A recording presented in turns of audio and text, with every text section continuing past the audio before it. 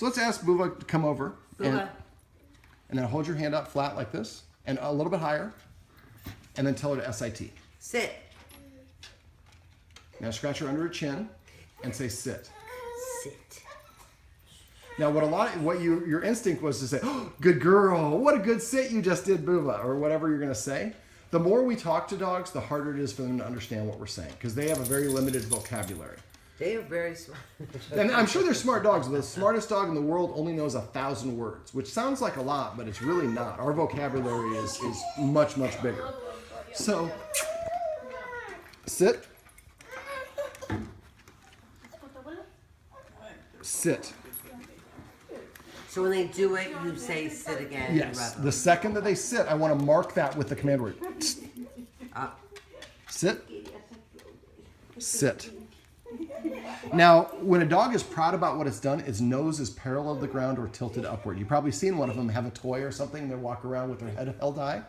That means they feel good about it. So if I want to pet a dog, I prefer to pet them under their chin because that creates that nose up orientation. I want them to feel good about doing the things I want them to do, like sitting or whatever it is. So petting with a purpose. So if they come and nudge you or scratch at you or jump up on you, they're demanding that you give them attention. So we don't want to give them attention. We want to instead give them a counter order. Sit, sit, sit, sit.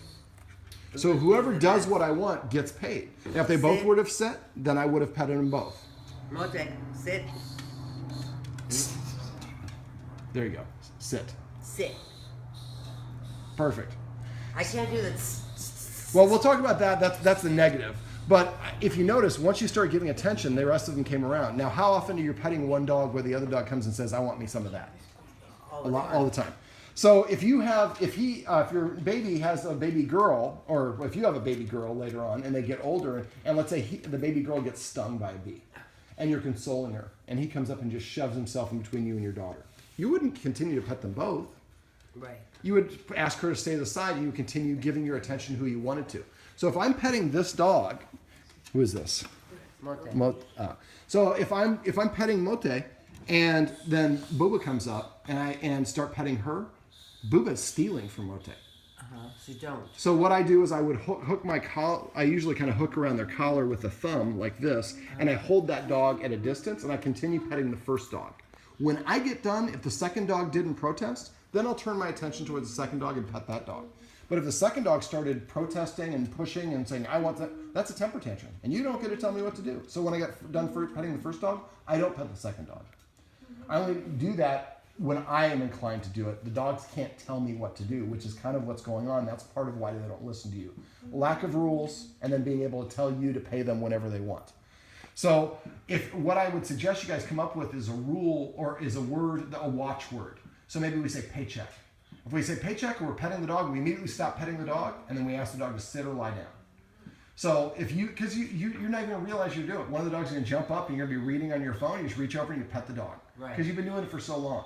So that's why it helps if everybody else is like, paycheck, and you're like, "Oh, sit." The dog sits, you pet it under his chin, say sit, and then you can pet it as much as you want. Now, the other way that you can do that is if the dog comes over and sits in front of you, that's a much politer way of saying, "Can you pet me?" than scratching at me or nudging you. Yeah. So if they do that, make sure we recognize that and do pet them for doing that whenever possible. You're not going to do it every time. I don't get everything I want. But right now, when it comes to attention, they get it pretty much any time that they want it. And so that creates a petulance. And just like your child, I'm sure you're going to do a good job of instilling the correct values and structure into your child so your dog has a good respect for other people's authority and the whole 9 yards. But if you give your child everything it wants, the one time you say no, the child has a meltdown because it's not prepared to deal with that. So your dogs need to understand that they can ask for things, but they don't always get the right to get them. Does that make sense? Mm-hmm.